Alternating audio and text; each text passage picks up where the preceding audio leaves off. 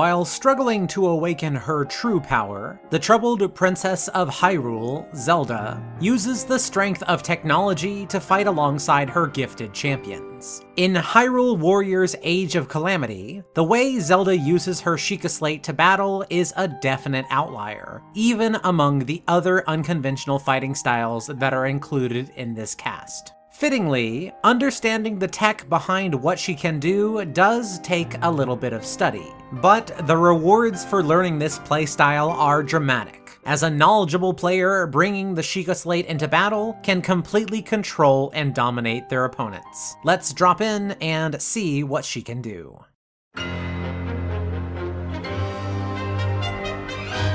Zelda's regular attack string only consists of 3 attacks. She will pull a metal box from the ground in front of her with Magnesis, then create an ice block with Cryonis, before finishing with a quick usage of Stasis to lock opponents and then blow them away.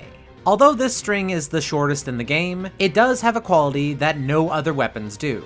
Even though these are just regular attacks, the second and third ones function the same as Sheikah Slate abilities for the purposes of countering enemy special attacks. For example, if an enemy starts charging up an attack that you need to hit with Cryonis or Stasis, rather than having to use the rune on cooldown, Zelda can just cycle through to her second or third attack. In most cases, this doesn't beat out countering the moves with her actual Sheikah Slate rune abilities, especially because some enemy attacks come out far too quickly to counter safely with them.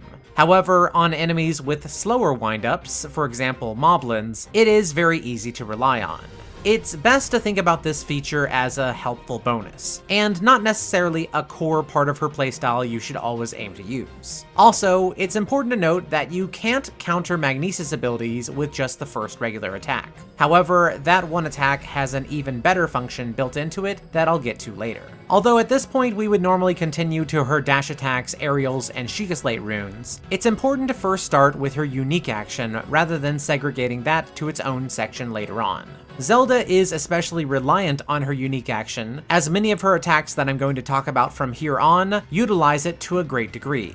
Understand that if you just press ZR on its own, it will seem to do nothing, as you just see Zelda uselessly push a button on her Sheikah Slate. However, if you press it with some kind of interactable attack from her moveset, it will activate them in a variety of ways. To describe what I mean by this, let's take a look at her Sheikah Slate runes. Starting with her Stasis, Zelda will freeze time on her enemies, during which you're totally free to attack them. Like many other characters, this rune is best used when your enemy's weak point is out. However, Zelda's Stasis is a little bit different, because using her unique action, she's able to end it early, which will actually cause a heavy amount of health and weak point damage. If you don't end Stasis early with ZR, your enemy will not take damage from the Stasis rune itself. So it's important to dodge cancel out of any attack combos you're doing while the Stasis is up in order to get this free damage in. Trust me, you really don't want to just let the time limit lapse, as using her unique action to end the Stasis early can do a ton of work just by itself.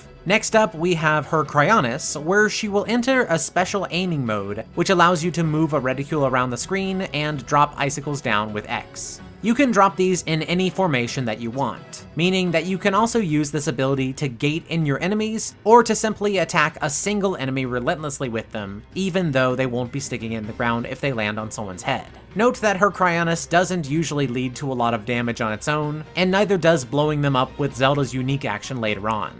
Honestly, Zelda has a lot of other ways to create Cryonis blocks, but this rune can come in handy if you don't feel like you have the time to get any of them in before an enemy is about to hit you with a counterable attack. Next up, we actually have Zelda's most important move in her whole moveset, her Magnesis, which will cause her to lift a few metal objects out of the ground, as well as taking enemy magnetic weapons away.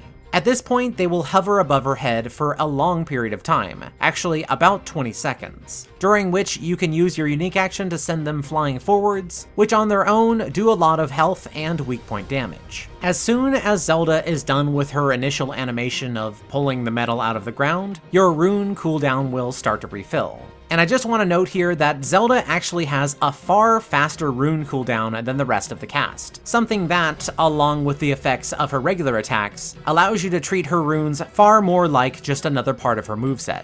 We are not done with this Magnesis ability, by the way, as hidden within the mechanics of it is an interaction with Zelda's first regular attack that ends up being practically game-breaking once you understand it. Within about a 1 or 2 second window after using your Magnesis rune, by doing a regular or dashing regular attack, the metal box that Zelda brings up will be sucked into the magnetic space, something that alters the effect of hitting an enemy with these metal pieces when you throw them.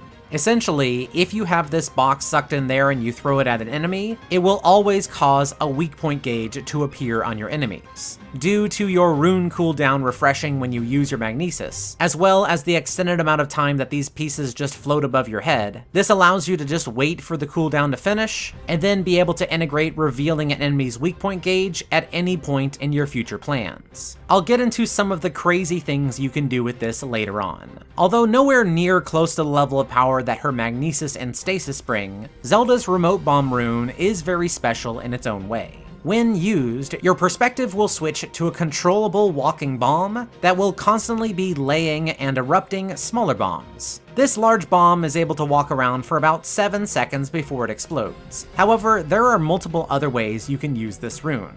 While you are controlling the bomb, no matter what they were doing before, enemies will completely lose interest in attacking Zelda. And in fact, Zelda is entirely invincible while you're controlling the bomb. This means that if you're going to be caught in a large damaging attack, you can just use this rune to completely avoid all of the damage while also counterattacking your foes. This is a pretty startling defensive option that makes Zelda one of the safest characters to play as on the cast. However, if you want to be aggressive with your bomb, by hitting B while the bomb is out, you will go back to controlling Zelda as the bomb just continues walking forward or in its last input direction until it eventually reaches its timer and explodes. You can of course explode it early with Zelda's unique action. There really is a lot to say about Zelda's most basic attacks, but before we go on to her strong attack combos, let's cover her dash attacks and aerials. For her regular dash attack, Zelda will use Magnesis to pick up a block and swing it around herself. This is unfortunately a pretty slow attack, and if you're trying to use it to then cycle through to her second and third regular string in order to interrupt an oncoming enemy, you might just want to come to a complete standstill instead of utilizing this dash move. For her strong dash attack, Zelda will create 4 Cryonis blocks that stay on the battlefield for about 4 seconds. If you continue dashing and then do this move again, you are able to create more of these, although the short time limit that they're able to be out prevents you from getting too many on the screen. Of course, you can also explode these using her unique action. Unlike much of the cast, Zelda's aerials are actually pretty good. The way that her 3 regular aerial attacks create icicles that fall from the sky fold really well into her playstyle, as she sometimes doesn't have many ways to hit enemies naturally from the top, which can make getting natural weak point hits on the Talos' backs really difficult. This is something that also goes for her strong aerial attack, which has her drop a bomb from up above. Although her aerials are definitely not a focus point for this playstyle, it is worth saying that Zelda can pull them off a lot more often than most on the cast, as anytime she creates one of her semi-permanent ice blocks on the field, she's able to wall jump off of them in order to ride the wind or start attacking from the air. Let's jump on over to her strong attacks now.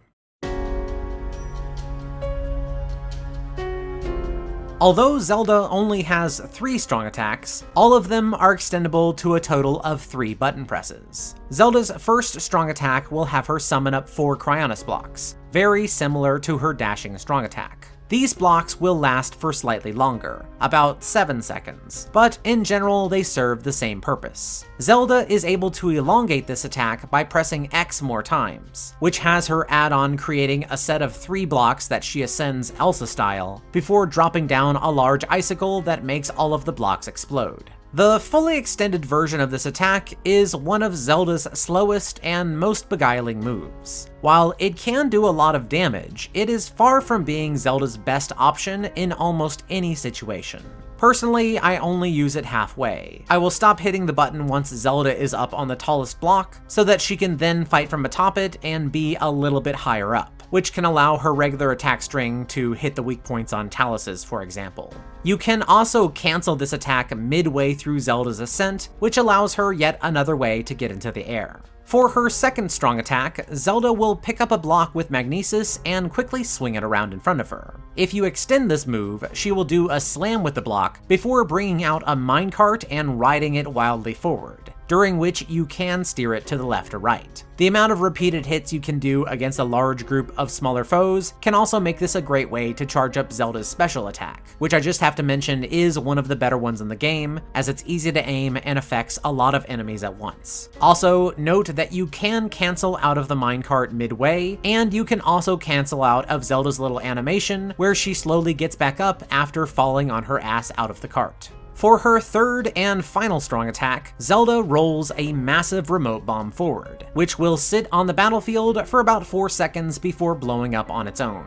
If you extend it, Zelda will follow this up by throwing mini square bombs that blow up immediately before finishing with a second large bomb that explodes in the air. This attack is both a great area clearer as well as Zelda's best way to break weak points. This is the last move that we need in order to do her amazing Magnesis combo. The key to do this is to use her normal Magnesis rune and then immediately suck your regular attack block into it. Once you wait for her rune cooldown to be finished, or almost finished, you can throw the block at an enemy and then stasis them while their weak point is out, which you want to follow up by immediately going into her extended second strong attack. On a slate with no attack speed seals, Zelda is going to be unable to fully finish this extended attack before the stasis wears off, so you really need to make sure to cancel out of it midway, after which you should be mashing ZR in order to make sure you break your stasis manually. This will almost always lead to a weak point smash whenever you want it. And although this combination might seem complicated, once you try it out for yourself, I promise it's really not. Although Zelda's full moveset is on the short side, other than her first strong attack, there is a lot of synergy in it. Let's talk about her weapon builds and other ways to power her up in order to help you get the most out of her.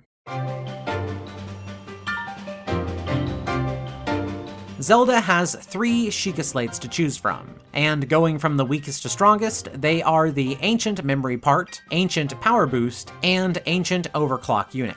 I'll put a chart on screen to show these weapons' hidden level 25 and 30 skills, but when it comes to a weapon build, I'll be focusing on the Ancient Overclock Unit. First things first, I'll just say that it's a huge shame that Zelda's most powerful slate wastes one of its hidden skills on detects nearby Koroks. I think it's great that this ability is represented in this game, but it doesn't take long to gather all the Koroks, and I kind of feel that this deadweight skill should have been on one of her weaker slates. Still, given what we just learned about her, maybe slightly lowered overall power is for the best. Since we need to work around this seal, we might as well select one circle skill to go along with it in order to get her best maximum power. Because none of the circle skills are related to combat, you can honestly take whatever you want. Personally, I like to bring the rare skill Improves Quality of Found Weapons, because good weapons and weapon skills are an extremely valuable resource in the post-game. For the remaining seals, they should all be square in order to go along with the hidden skill Damage to Locked On Target.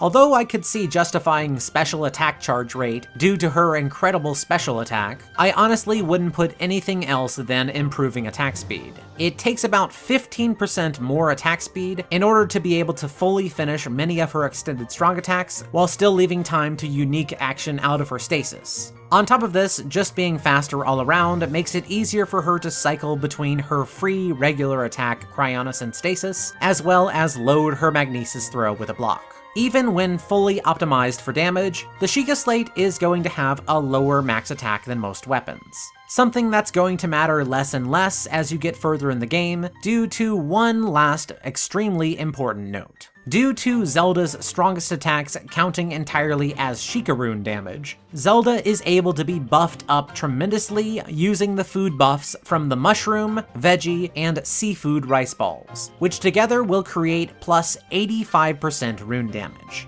As far as damage buffs go, this is absolutely ridiculous, with the best all-around damage foods only allowing you to increase a character's damage by 32%. On top of this, the materials needed for them are extremely cheap. For example, you're able to purchase 10 pieces of Hylian rice from the Mabe Ranch Co-op for just 70 rupees after every battle, a number which is exactly enough to make all 3 rice balls, plus the few other ingredients they require. In maps where you intend on using Zelda for a majority of the time, giving these buffs to her can up her damage by an extreme degree.